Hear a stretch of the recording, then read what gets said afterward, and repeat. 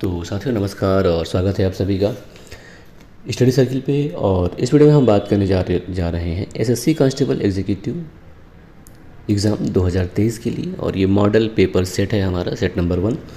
तो जैसा कि पता है कि एग्ज़ाम डेट अनाउंस हो गए हैं, 14 नवंबर से स्टार्ट हैं और ये 5 दिसंबर तक चलेंगे। तो अब लगभग तैयारी बेहतरीन करें और ज़्यादा वक्त भी नहीं है। तो देखिए, अगर हम जो क्वेश्चन पेपर सेट देखें तो जो हमारा इसमें हमने ना 50 क्वेश्चन जीके जीएस से तो रखा ही है, करंट अफेयर से, और 15 क्वेश्चन कंप्यूटर एफिशिएंसी से रखा है। बाकी जो मैथ वाला पोर्शन है और रीजनिंग है उसको हमने स्किप किया है, क्योंकि उसके लिए अलग से ट्राई करते रहे आप। तो 65 क्वेश्चन है। देखिए, जो पहला क्वेश्चन है हमारा, इसमें पहला क्वेश्चन है कि मानव पिरामिड बनाने और छाछ से भरे मिट्टी के बर्तन, जिसे कि मटकी कहा जाता है, को तोड़ने का प्रयास करने की गतिविधि किस त्यौहार से जुड़ी हुई है। ये पहला सवाल है। बताना है कि ऐसा किस में किया जाता है जिसे मटकी को तोड़ा जाता है। विकल्प है जन्माष्टमी, दशहरा, होली या महाशिवरात्रि। तो यहाँ पर सही विकल्प क्या, जन्माष्टमी हो जाएगा, है ना। और क्वेश्चन नंबर सेकंड देखें तो क्वेश्चन नंबर सेकंड है कि इमाद शाही वंश किस राज्य की स्थापना के लिए जाना जाता था। विकल्प है गोलकुंडा, बरार, बीदर या अहमदनगर। तो यहाँ पे सही विकल्प नंबर 2 हो जाएगा, बरार। और प्रश्न नंबर 3 देखिए तो प्रश्न नंबर 3 है कि भारत में सार्वजनिक क्षेत्र का पहला एकीकृत इस्पात संयंत्र कौन सा है। 4 विकल्प हैं, राउरकेला इस्पात संयंत्र, भारतीय लौह एवं इस्पात कंपनी, सेलम इस्पात संयंत्र, विश्वेश्वरैया लौह एवं इस्पात लिमिटेड। इनमें बताना है कि कौन सा पहला भारत का इस्पात संयंत्र है एकीकृत। तो यहाँ पे सही विकल्प नंबर 1 हो जाएगा, राउरकेला इस्पात संयंत्र जो है ये भारत का पहला एकीकृत इस्पात संयंत्र है। और प्रश्न नंबर 4 की बात करें तो प्रश्न नंबर 4 है कि कमलिनी और नलिनी अस्थाना को 2022 में निम्न में से किसके लिए पद्मश्री से सम्मानित किया गया था। पहला विकल्प है भारतीय व्यंजनों को दुनिया के सामने लाने के लिए, दूसरा है गुजरात में आपदा राहत कार्य के लिए, और तीसरा है कि भारतीय समाज के अध्ययन में विशेषज्ञता के लिए, या चौथा है कि कथक को विश्व स्तर पर बढ़ाने और प्रचारित करने के लिए। तो यहाँ पर सही विकल्प नंबर 4 हो जाएगा कि कथक को विश्व स्तर पर बढ़ाने और प्रचारित करने के लिए कमलिनी और नलिनी अस्थाना को वर्ष 2022 में पद्मश्री से सम्मानित किया गया था। और प्रश्न नंबर 5 देखें। प्रश्न नंबर 5 है कि भारतीय संविधान के किस भाग में राज्य के नीति निर्देशक सिद्धांत शामिल हैं। भाग 6, भाग 3, भाग 4 या भाग 5। तो सही विकल्प यहाँ पे नंबर 3 हो जाएगा कि भाग 4 में राज्य के नीति निर्देशक सिद्धांत शामिल हैं। और प्रश्न नंबर 6 देखें तो प्रश्न नंबर 6 है कि ई गोर्टर और एफ ग्रैंडल ने किस वर्ष में वसा या लिपिड के सतह क्षेत्रफल की जांच करके एक बड़ी सफलता हासिल की और निष्कर्ष निकाला कि कोशिकाओं को घेर रही वसा सतह 2 परतों वाली होनी चाहिए। उन्होंने किस वर्ष में ऐसा निष्कर्ष निकाला था। 1945, 1962, 1910 या 1925। तो यहाँ पे सही विकल्प नंबर 4 हो जाएगा, 1925 में। और प्रश्न नंबर 7 की बात करें तो प्रश्न नंबर 7 है कि शुद्ध निवेश व मूल्यह्रास का योग निम्नलिखित में से क्या कहलाता है। व्यक्तिगत आय, सकल निवेश, सकल घरेलू उत्पाद या निजी निवेश। तो सही विकल्प यहाँ पे नंबर 2 हो जाएगा, सकल निवेश। और प्रश्न नंबर 8 है कि मोपला या मुस्लिम किसानों ने एक शक्तिशाली जमींदार विरोधी आंदोलन खड़ा किया था। यह आंदोलन किस राज्य में किया गया था। तो मोपला आंदोलन कहाँ हुआ था बताना है, केरल, तमिलनाडु, बंगाल या उत्तर प्रदेश। तो सही विकल्प यहाँ पे नंबर 1 हो जाएगा, ये केरल में हुआ था। और प्रश्न नंबर 9 है कि निम्नलिखित में से कौन सी हरित क्रांति की विशेषताएं रही हैं।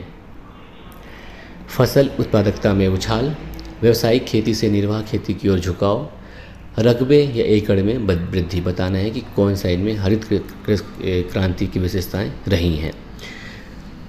विकल्प है केवल ए और बी, केवल ए और सी, बी और सी और सभी, यानी कि ए बी सी।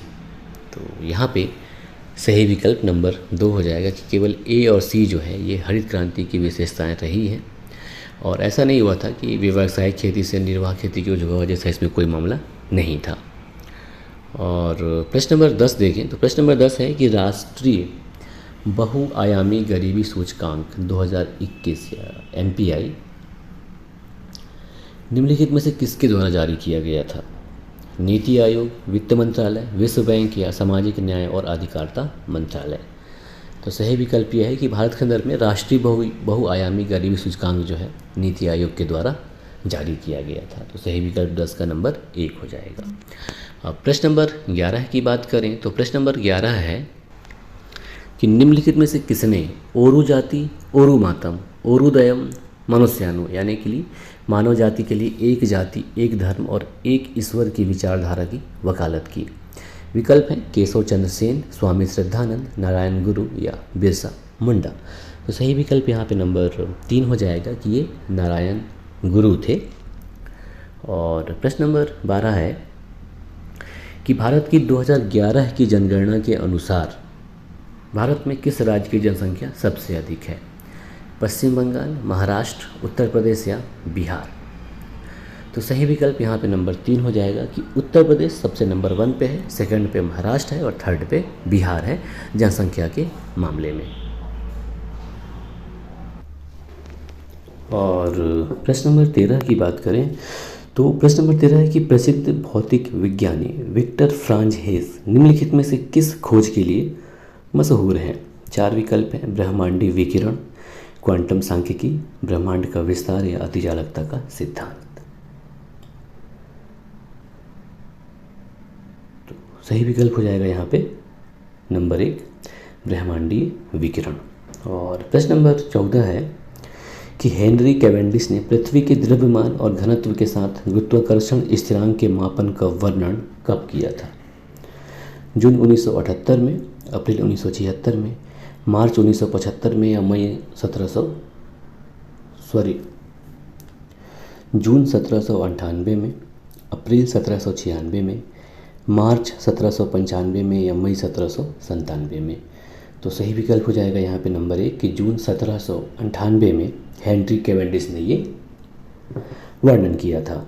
और प्रश्न नंबर 15 है कि IOC यानी कि इंटरनेशनल ओलंपिक काउंसिल या अंतर्राष्ट्रीय ओलंपिक समिति कार्यकारी बोर्ड की बैठक ने निम्नलिखित में से किस सत्र में ब्रिस्बेन को 2032 के ओलंपिक और पैरालंपिक की मेज़बानी के लिए वोट दिया गया था?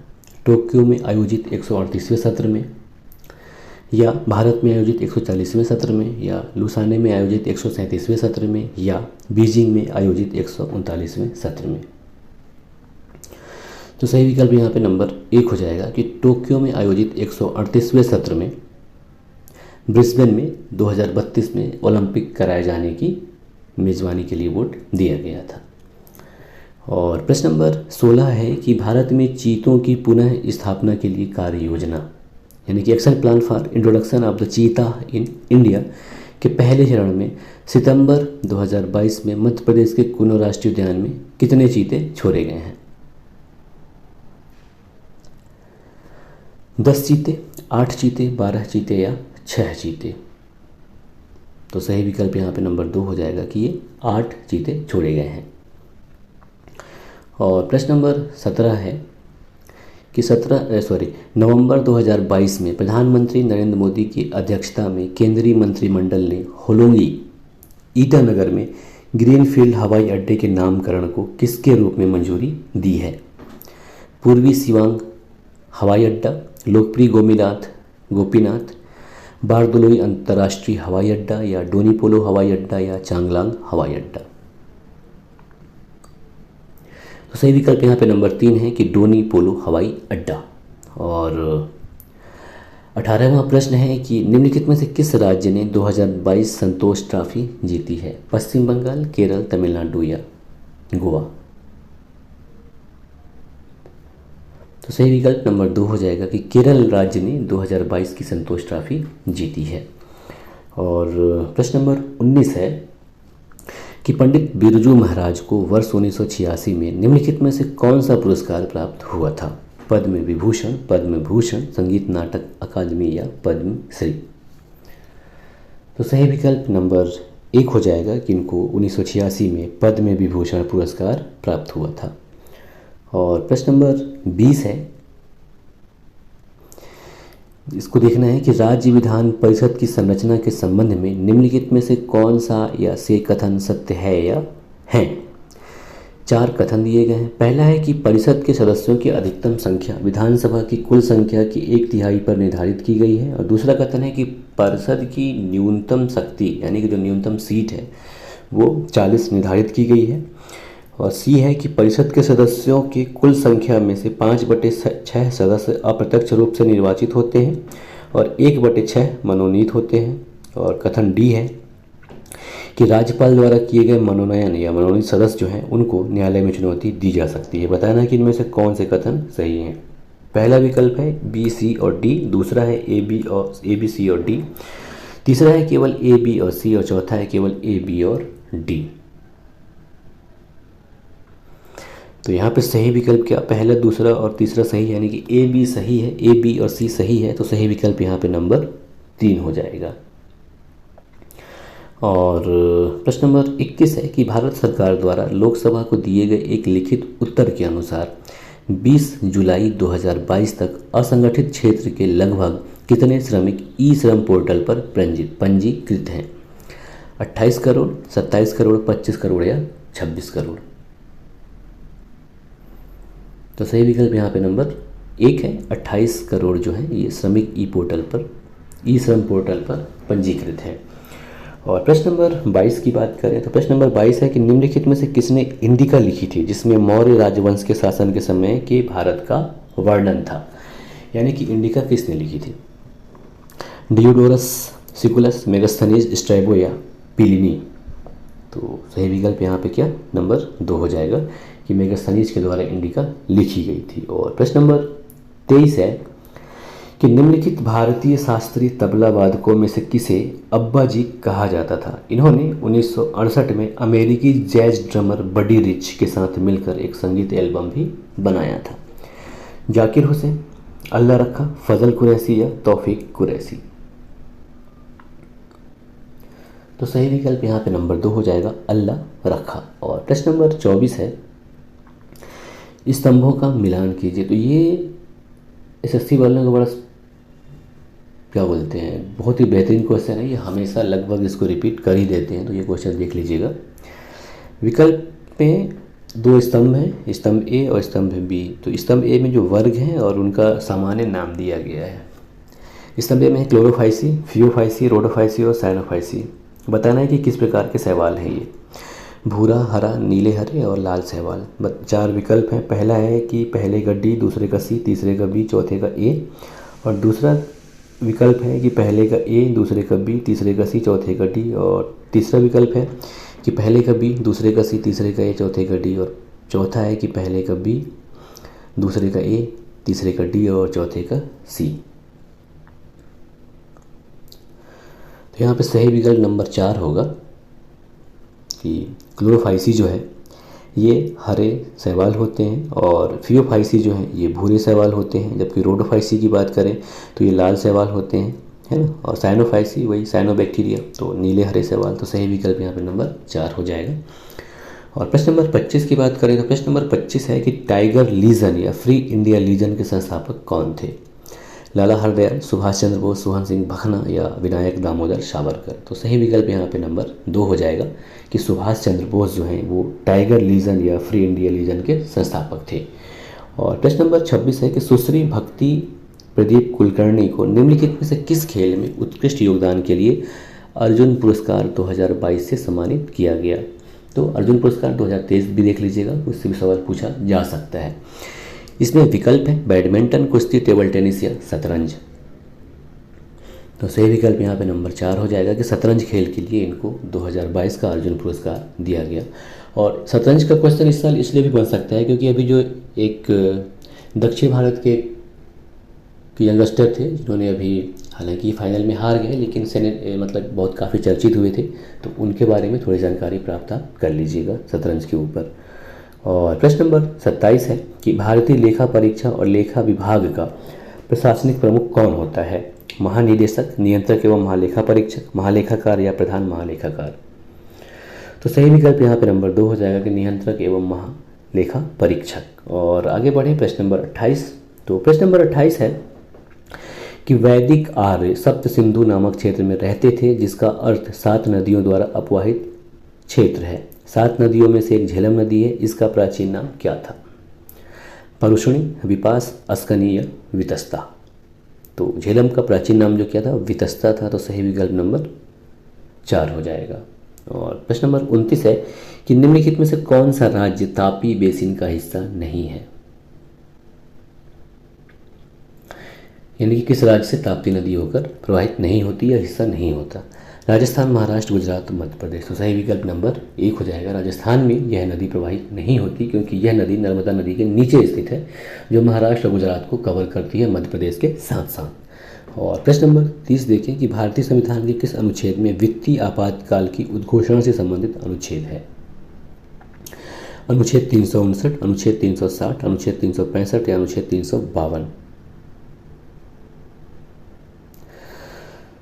तो सही विकल्प यहाँ पे नंबर 2 हो जाएगा, अनुच्छेद 360। और प्रश्न नंबर 31, हालांकि थोड़ी सी मिस हो गया है, खैर इसको 30 ही पढ़ेंगे। प्रश्न नंबर 30 है कि मशीनें, उपकरण, सामग्रियाँ और भवन किस प्रकार के माल के उदाहरण हैं? सस्ते माल, उपभोक्ता माल या मध्यवर्ती माल या पूंजीगत माल। तो सही विकल्प यहाँ पे नंबर 4 हो जाएगा कि ये पूंजीगत प्रकार के माल हैं। और प्रश्न नंबर 31 है कि आधुनिक शिक्षा को देश में आधुनिक विचारों के प्रचार के साधन के रूप में देखने वाले पहले समाज सुधारक कौन थे? सावित्रीबाई फुले, डी.के. कर्वे, राजा राम मोहन राय या स्वामी विवेकानंद। तो सही विकल्प यहाँ पे नंबर 3 हो जाएगा, राजा राम मोहन राय। और प्रश्न नंबर 32 है कि दलखाई भारत के निम्नलिखित में से किस राज्य का लोक नृत्य है? कर्नाटक, पंजाब, केरल या ओडिशा। तो सही विकल्प नंबर 4 हो जाएगा कि ये उड़ीसा राज्य का लोक नृत्य है। और प्रश्न नंबर 33 है कि सरकारी स्कूलों में अंग्रेजी माध्यम शुरू करने के लिए मार्च 2022 में किस सरकार के द्वारा माना उरू माना बाड़ी कार्यक्रम औपचारिक रूप से शुरू किया गया था? पश्चिम बंगाल, आंध्र प्रदेश, तेलंगाना या ओडिशा। तो यहाँ पे सही विकल्प नंबर 3 हो जाएगा, तेलंगाना। और यहाँ के सीएम अभी कुछ ज़्यादा चर्चा में थे, तो तेलंगाना स्टेट के बारे में कुछ और भी देख लीजिएगा जानकारी। और प्रश्न नंबर 34 है कि सर्वोच्च न्यायालय के अधिकारियों और सेवकों को या उनके संबंध में देय पेंशन किस पर प्रभावित की जाती है? भारत की संचित निधि पर, भारतीय रिजर्व बैंक पर, भारत के वित्त आयोग पर या भारत के सार्वजनिक खाता पर। तो सही विकल्प यहाँ पे नंबर 1 हो जाएगा कि भारत की संचित निधि पर इसे प्रभावित किया जाता है। और प्रश्न नंबर 35 की बात करें तो प्रश्न नंबर 35 है कि प्रारूपण समिति या प्रारूप समिति ने भारतीय संविधान का पहला प्रारूप कब प्रकाशित किया था? मई 1948 में, फरवरी 1948 में, जून 1948 में या जनवरी 1948 में। तो सही विकल्प यहाँ पे नंबर 2 हो जाएगा कि फरवरी 1948 में। और प्रश्न नंबर 36 है कि मस्की शिलालेख किस राज्य में स्थित है? मध्य प्रदेश, तमिलनाडु, आंध्र प्रदेश या कर्नाटक। तो यहाँ पे ये कर्नाटक में है, तो सही विकल्प नंबर 4 हो जाएगा। और प्रश्न नंबर 37 है कि बाणगंगा उत्सव महाराष्ट्र में निम्नलिखित में से किस स्थान पर प्रतिवर्ष मनाया जाता है? मुंबई, पुणे, नासिक या नागपुर। तो यहाँ पे सही विकल्प नंबर 1 मुंबई है, मुंबई मनाया जाता है बाणगंगा उत्सव। और प्रश्न नंबर 38 है कि निम्न में से किसमें प्रतिरोधकता सबसे अधिक होगी? नाइक्रोम, सिल्वर, आयरन या क्रोमियम। तो सही विकल्प यहाँ पे नंबर 1 होगा कि नाइक्रोम में जो है प्रतिरोधकता सबसे अधिक होगी। और प्रश्न नंबर 39 है कि स्टार्च का रासायनिक परीक्षण करने के लिए निम्नलिखित में से किसका उपयोग किया जाता है? ब्रोमीन विलयन, सल्फर विलयन, क्लोरीन विलयन या आयोडीन विलयन। तो सही विकल्प नंबर 4 हो जाएगा, आयोडीन विलयन का उपयोग किया जाता है। और प्रश्न नंबर 40 है, इसमें कॉलम ए का कॉलम बी के साथ सही मिलान करना है। कॉलम ए में पोषक तत्व हैं और कॉलम बी में स्रोत दिए हुए हैं कि वो कहाँ से आते हैं। तो देखते हैं कॉलम ए में पहला है प्रोटीन युक्त भोजन, वसा युक्त भोजन, कार्बोहाइड्रेट युक्त भोजन और विटामिन सी युक्त भोजन। स्रोत में है गेहूँ, नींबू, सफ़ेद अंडे, मक्खन और पनीर। बताना है कि ये कहाँ से मिलते हैं।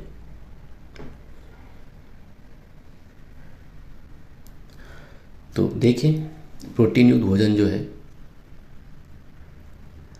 सफ़ेद अंडे से मिलेगा, तो पहले का सी हो गया। और वसा युक्त भोजन हमें कहा मक्खन और पनीर से मिलेगा, तो 2 का डी हो गया।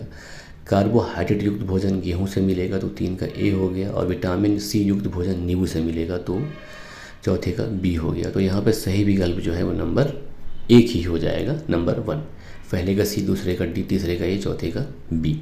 और आगे बढ़े प्रश्न नंबर 41 की तरफ। तो प्रश्न नंबर 41 है कि भारत के निम्नलिखित में से किन राज्यों में अक्टूबर से दिसंबर के दौरान पूर्वोत्तर मानसून के कारण वर्षा होता है?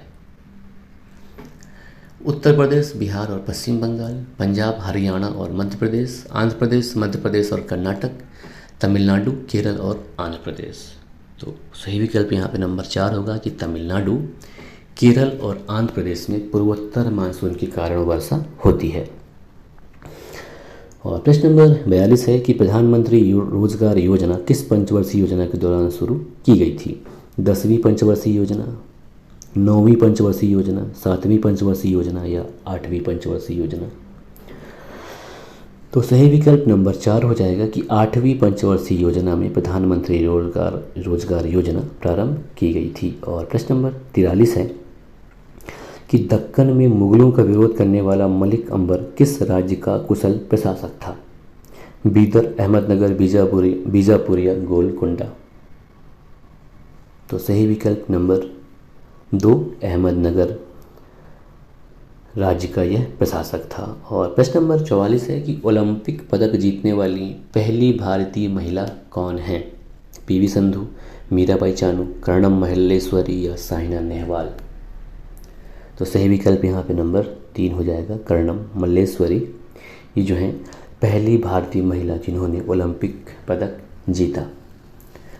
और प्रश्न नंबर 45 है कि यह त्यौहार, यानी कि इस त्यौहार को नागालैंड सरकार ने वर्ष 2000 में जनजातियों के बीच संवाद को प्रोत्साहित करने और राज्य की सांस्कृतिक विरासत को बढ़ावा देने के लिए शुरू किया था। इस त्यौहार का नाम क्या है?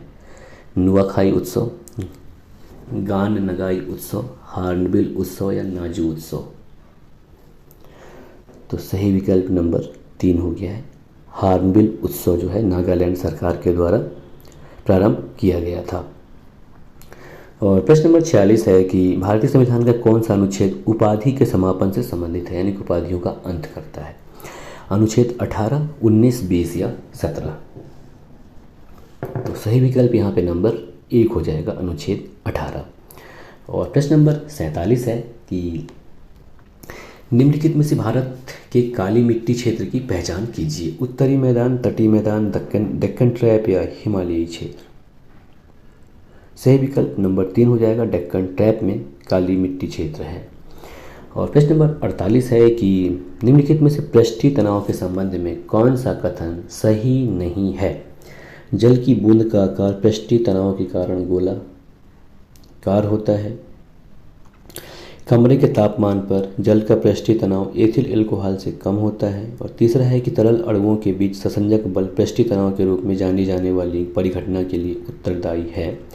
और चौथा है कि पृष्ठीय तनाव को आमतौर पर डाइन सेंटीमीटर में मापा जाता है। इन्हें बताना है कि कौन सा कथन गलत है। तो यहाँ पे जो नंबर 2 कथन है, कमरे के तापमान पर जल का पृष्ठीय तनाव एथिल अल्कोहल से कम होता है, ये कथन गलत है, यानी ये कथन सही नहीं है। तो सही विकल्प नंबर 2 हो जाएगा। और प्रश्न नंबर 49 है कि परणी की अष्टाध्यायी किस विषय पर लिखी गई एक प्रसिद्ध कृति है? तो परणी के जो है इन्होंने अष्टाध्यायी लिखी है, बताना है ये किस पर लिखा गया है? मौर्य प्रशासन, संस्कृत व्याकरण, वैदिक शास्त्र या गुप्त काल में प्रशासन? तो सही विकल्प नंबर 2 है कि जो अष्टाध्यायी है ये संस्कृत व्याकरण पर लिखी गई एक प्रसिद्ध कृति है। और प्रश्न नंबर 50 है कि आर्द्रता क्या है? जब जल में वायु उपस्थित होती है। दूसरा, जब जलवाष्प वायु से जल में स्थानांतरित होती है, या नंबर 3 कि जब अन्य गैसें हवा में स्थानांतरित होती हैं, या नंबर 4 कि जब वायु में जलवाष्प उपस्थित होती है। तो सही विकल्प नंबर 4 हो जाएगा कि जब वायु में जलवाष्प उपस्थित होती है तो यह कंडीशन आर्द्रता कहलाती है। अब जो क्वेश्चन है, कुछ 15 क्वेश्चन उन्हें देखेंगे जो कि हमने कंप्यूटर एफिशिएंसी से के लिए है। तो देखें, प्रश्न नंबर 51 है कि निम्नलिखित में से कौन से डेटा सर्वर को उच्चतम स्तर की सुरक्षा और विश्वसनीयता के साथ प्रतिदिन 1 ट्रिलियन वेब ट्रांजैक्शन को संसाधित या एक्सेस करने के लिए डिजाइन किया गया है? Main frame, laptop, mini computer या माइक्रो कंप्यूटर? तो सही विकल्प यहाँ पे नंबर 1 हो जाएगा, मेन फ्रेम। और 52 नंबर है कि टेबल के डेटा पर फिल्टर लागू करने के लिए निम्न में से किसका उपयोग किया जा सकता है ताकि आपको केवल वही जानकारी प्राप्त हो जो आप MS एक्सेस में चाहते हैं? फॉर्म, क्वेरी, मैक्रो या रिपोर्ट? तो सही विकल्प नंबर 2 हो जाएगा, क्वेरी करना पड़ेगा। और आगे बढ़े, 53 नंबर प्रश्न है कि जैसे ही विंडोज शुरू या स्टार्ट होता है आपको निम्न में से कौन सी या सबसे पहली या पहला स्क्रीन या कंपोनेंट दिखाई देता या देती है? डेस्कटॉप, कंट्रोल पैनल, कैलेंडर या कैलकुलेटर? तो सही विकल्प नंबर 1 होगा, डेस्कटॉप। और प्रश्न नंबर 54 है कि कौन सा एक प्रोग्राम है जो किसी उच्च स्तरीय भाषा में लिखे गए प्रोग्राम की मशीन निर्देशों में परिवर्तित करने के लिए डिजाइन किया गया है? कंपाइलर, डिस्पैचर, असेंबलर या शेड्यूलर? तो सही विकल्प इसका नंबर 1 है, कंपाइलर है ये। और प्रश्न नंबर 55 है कि कंप्यूटर में कीबोर्ड का काम क्या होता है? संग्रह करना, इनपुट देना, आउटपुट प्राप्त करना या प्रोसेसिंग? तो सही विकल्प नंबर 2 हो जाएगा, इनपुट देना। और प्रश्न नंबर 56 है कि MS वर्ड में नया रिक्त या न्यू ब्लैंक दस्तावेज खोलने के लिए जो शॉर्टकट कुंजी है वो कौन सी है? Control A, control N, control M या कंट्रोल V? तो सही विकल्प यहाँ पे नंबर 2 हो जाएगा कि कंट्रोल+N। और प्रश्न नंबर 57 है कि MS वर्ड टेबल में रो और कॉलम्स की न्यूनतम संख्या कितनी होनी चाहिए? 1 रो और 1 कॉलम, 2 रो और 2 कॉलम, 2 रो और 1 कॉलम, और चौथा है कि 1 रो और 3 कॉलम? सही विकल्प नंबर 1 होगा कि 1 रो और 1 कॉलम होना चाहिए। और प्रश्न नंबर 58 है कि इंटरनेट प्रोटोकॉल के 6ठे संस्करण का आकार कितने बिट्स का है? 34, 68, 128 या 255? तो सही विकल्प नंबर 3 है कि ये 128 बिट का है। और 59 प्रश्न है कि निम्नलिखित में से कौन सी मदरबोर्ड पर स्थित वह रोम चिप है जिसका उपयोग स्टार्टअप रूटीन या बूट प्रक्रिया के दौरान सिस्टम की जांच करने और हार्डवेयर को चलाने के लिए तैयार करने के लिए किया जाता है? SMPS, BIOS, स्विच या पोस्ट? तो सही विकल्प यहाँ पे नंबर 2 हो जाएगा कि ये BIOS है। और क्वेश्चन नंबर 60 है कि MS वर्ड 2016 डॉक्यूमेंट्स की कई प्रतियों को प्रिंट करने के लिए निम्नलिखित में से किस क्रम का उपयोग किया जाता है? फाइल प्रिंट कॉपीज़ या home print copies, insert print copies या डिज़ाइन प्रिंट कॉपीज़? तो सही विकल्प यहाँ पे नंबर 1 हो जाएगा, फाइल प्रिंट और कॉपीज़। यानी कि फाइल करें, फिर प्रिंट दें, फिर जो प्रतियों की संख्या है वो आपको मिलती जाएगी। और प्रश्न नंबर 61 है कि प्रिंटिंग के संदर्भ में PPM का पूर्ण रूप क्या है? यानी PPM क्या कहलाता है प्रिंटिंग के मामले में? पेज पर मॉड्यूल, पेज पर मॉडल या पेज पर मशीन या पेज पर मिनट? तो ये असल में सही विकल्प यहाँ पे नंबर 4 होगा कि PPM का मतलब प्रिंटिंग के लिए पेज पर मिनट होते हैं। और 62 नंबर प्रश्न देखें तो 62 नंबर प्रश्न है कि एक प्रकार का प्रिंटर है जो पेपर पर मुद्रित अक्षरों को बनाने के लिए एम्बास्ड स्टील बैंड का उपयोग करता है, उसे क्या कहा जाता है? Band printer, laser printer, LED printer या इंकजेट प्रिंटर? तो सही विकल्प नंबर 1 हो जाएगा कि ये बैंड प्रिंटर होता है। और क्वेश्चन नंबर 63 है कि निम्न में से कौन सा विंडोज़ का एक फाइल मैनेजमेंट सिस्टम कॉल नहीं है? Create file, read file, close या राइट फाइल? तो सही विकल्प नंबर 3 हो जाएगा कि क्लोज जो है ये मैनेजमेंट सिस्टम का कॉल नहीं है। और 64 नंबर क्वेश्चन है कि निम्नलिखित में से कौन सा एक ऑपरेटिंग सिस्टम नहीं है? Linux, Windows, Mac OS, Maxthon? तो यहाँ पे सही विकल्प नंबर 4 हो जाएगा कि मैक्सथॉन जो है ये ऑपरेटिंग सिस्टम नहीं है। और हमारा अंतिम प्रश्न है 65 नंबर की एक्सटेंशन, यानी कि जो दिए होते हैं जैसे डॉट गवर्नमेंट, डॉट एजुकेशन और डॉट नेट, ये क्या कहलाते हैं? डोमेन नेम, मेल करने के लिए एड्रेस, ईमेल टारगेट्स या डीएनएसएस। तो यहाँ पे सही विकल्प हो जाएगा नंबर 1 कि ये डोमेन नेम कहलाते हैं। तो साथियों ये था एसएससी कांस्टेबल एग्जीक्यूटिव पेपर 2023 के लिए हमारा model paper set. I hope कि आप कितने तैयार हैं, आप इसे चेक कर सके हों। और जैसा कि बीच में कुछ कहा आपको कि इनके बारे में देख लें, तो ज़रूर देखिएगा, क्योंकि थोड़ी सी डायनेमिक क्वेश्चन आ रहा है इस समय एसएससी का। तो आई होप ये वीडियो आपको पसंद आया हो, और ऐसा हुआ हो तो ज़रूर चैनल को लाइक करें, साथ ही साथ चैनल को सब्सक्राइब भी करें। नमस्कार, जय हिंद।